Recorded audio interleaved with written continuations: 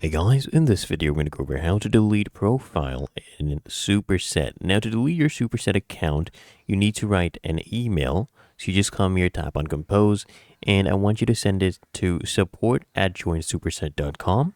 And you can also CC right here, dataprotection.officer@joinsuperset.com. And then you can add a subject, for example, request for account deletion.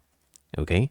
And then you need to write them an email. So I'll give you a template that you can go ahead and use. So for this one, it would be, for example, like this: Dear Superset support team, writing to formally request a deletion of my Superset account. And then here you put in your account details, provide as much as possible, and then, ask them to confirm once it has been permanently deleted. Now, usually, according to their policy, okay, this is the way you do it, and the full deletion might take up to 30 days under their privacy policy. Okay.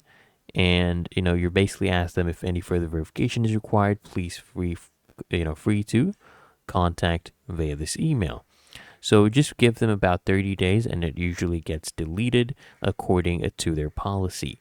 And if you found this video helpful, make sure you smash that like button and subscribe to the channel.